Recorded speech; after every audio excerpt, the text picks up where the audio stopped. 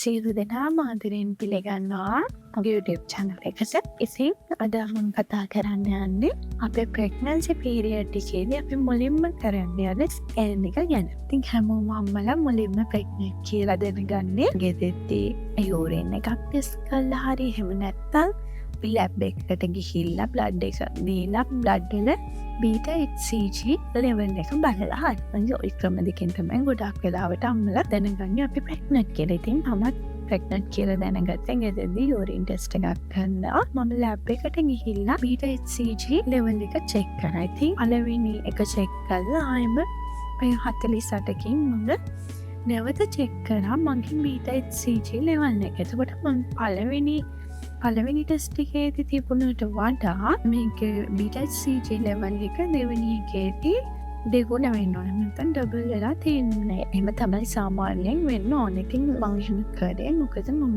මුලින්ම මගේ මිස්කැරේජ් එකක් වුණා. එතකොට channel එක පොවියෝජි ડોක්ටර් කිව්වා I'm pregnant for what මේ විදිහට චෙක් කරන්න කියලා. ඉතින් මොන විදිහට තමයි pregnant කියලා මුලින්ම දැනගන්නේ. අපි pregnant කියලා දැනගෙන ඊට පස්සේ අපි යන්න දේ තමයි මුලින්ම වියෝජි ડોක්ටර් කෙනෙක් මීට් වෙලා අපේ පළවෙනි ස්කෑන් එක කරගන්න. ඉතින් අපේ චූටි පැටියව මුලින්ම බලන්න යන ස්කෑන් එක තමයි මේක. අපි මේකට කියනවා dating scan කියලා. ඉතින් ඊළඟට අපි බලමු මේ dating scan එක මොන වගේ කාලෙකදීද අපි කරගන්න. pregnant වෙලා සාමාන්‍යයෙන් සති 6-9 අතර කාලයක් තුළ අපි මේ ස්කෑන් එක කරගන්නවා. ඉතින් සමහර අම්මලා හිතනවා අපි මේ ස්කෑන් එක කරගන්න මොනවද? ඔව් ඇත්තටම මේ ස්කෑන් එක කරගන්න ඕනේ. මේ ස්කෑන් එක හරිම වැදගත්. ඉතින් අපි ඊළඟට බලමු ඇයි මේ ස්කෑන් එක වැදගත් වෙන්නේ. එහෙම නැත්නම් ඇයි අපි මේ ස්කෑන් එක කරන්න ඕනේ කියලා. අංක 1 තමයි අපි මුලින්ම දැනගන්න ඕනේ අපි චූටි පැටියා ඉන්නේ අපේ ගර්භාෂය තුලද කියලා. ඉතින් මමත් අපේ චූටි පැටියව දැක්ක චූටි ඩොට් එකක් විදියට මගේ ගර්භාෂය ඇතුළේ ඉන්නවා. ඉතින් ඒක හරිම සංවේදී අවස්ථාවක්. මුලින්ම චූටි පැටියව අපේ ඇස් දෙකෙන් දැක්කා. ඒත් එක්කම තමයි සමහර අම්මලාගේ මේ කලලය තැන්පත් වීම සිද්ධ වෙනවා ෆැලෝපියන් ආදාන. එතකොට මේක ඇත්තටම හරිම භයානකයි. අර ડોක්ටර්ස්ලා කියනවා මුල්ම කාලේදී තද බඩේ කැක්කුමක් එහෙම ආවොත් එහෙම ඩක්කර හොස්පිටල් ඇඩ්මිට් වෙන්න කියලා. කියන්නේ කලලය හැදෙන්න ෆැලෝපියන් ආලේ ඉඩ මදි. ඒකින්ද සමහර අම්මලාගේ මේ ෆැලෝපියන් ආලේ පුරා යන්න උනත් ඉඩ තියෙනවා. ඉතින් මේක මෙන්න මේ දේවල් වලට වැදගත් වෙනවා පළවෙනි ස්කෑන් එක. අංක 2 තමයි බබාගේ හෝන් එක. ඒක නම කියන්න වචන නැහැ.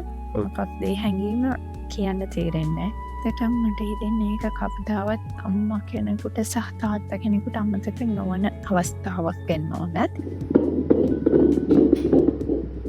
මේ සමහර අම්මලාගේ සති 6ක කාලය තුළදී බබාගේ heart beat එක ඇහෙන්නේ නැති වෙන්න පුළුවන්. ඉතින් ඒකට බය වෙන්න එපා. අය ડોක්ටර් කියනවා සාමාන්‍යයෙන් සති 2කින් ඉන්නේ කියලා. එතකොට සාමාන්‍යයෙන් සති 10ක් වගේ කාලය තුළ බබාගේ heart beat එක ඇහෙන්න ඕන. ඒක තමයි අපේ චූටි පැටියා කොයි කාලෙද එළියට ගන්න. එහෙම නැත්නම් අපේ estimated due date එක තීරණය කරන්න. කියන්නේ බබාගේ දිග බලලා ડોක්ටර් කියනවා මෙන්න මේ දවසට තමයි ඔයාගේ ඩෙලිවරි එක සිද්ධ වෙන්නේ කියලා. එන්නේ මේ ස්කෑන් එකේදී වැදගත් පොයින්ට් එකක් වෙනවා. ඉතින් මුන්නොයි ප්‍රධාන කරුණු තුන නිසා තමයි මේ ඩේටිං ස්කෑන් එක වැදගත් වෙන්නේ. ඊළඟට අපි දැනගන්න ඕන කොහොමද මේ ස්කෑන් එක කරන්නේ කියලා. ඉතින් මේ ස්කෑන් එක කරාට ප්‍රධාන ක්‍රම දෙකක් තියෙනවා. සාමාන්‍ය පොලිප් ගියාම ડોක්ටර් අපේ යටිබඩේ ජෙල් එකක් ගාලා ස්කෑන් කරලා බලනවා. අපි ඒකට කියනවා ඇබ්ඩොමිනල් ස්කෑන් කියලා. සමහර අවස්ථාවලදී සමහර අම්මලාට මේක මේ පිළින් නැති වෙන්න පුළුවන්. ඒ වුණාම ડોක්ටර් වෙජයිනා එක කරහා ස්කෑන් කරලා බලනවා. ඒකට අපි කියනවා ට්‍රාන්ස්වැජයිනල් ස්කෑන් කියලා. දැන් සාමාන්‍යයෙන් මේ අපේ යටිබඩෙන් බලන ස්කෑන් කරලා බලනකොට අපි හොඳට යුරින් පාස් නොකර තමයි යන්න ඕන. හොඳට වතුර පීලා ඊට පස්සේ දැන් ට්‍රාන්ස්වැජයිනල් ස්කෑන් එක කරනවා නම් අපි හොඳට යුරින් පාස් කරලා යන්න ඕන. ඒක තමයි අපි ප්‍රධානම දැනගන්න ඕන දෙයක්. ඔන්න ඔය ටික තමයි සාමාන්‍ය ඩේටිං ස්කෑන් එක පිළිබඳව තොරතුරු ඉතින් කියන්න තියෙනවා. මම අගේ ප්‍රෙග්නන්සි පීරියඩ් එකේදී මම කරපු ඩේටිං ස්කෑන් එක පිළිබඳ තොරතුරු තමයි ඔයාලත් එක්ක බෙදාගත්තේ.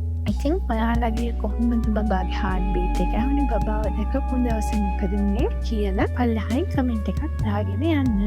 ඉතින් තවත් ස්කෑන් එක තොරතුරු අපිත් එක්ක බෙදාගන්න සබ්ස්ක්‍රයිබ් කරලා තියාගෙන ඉන්න. ස්තුතියි.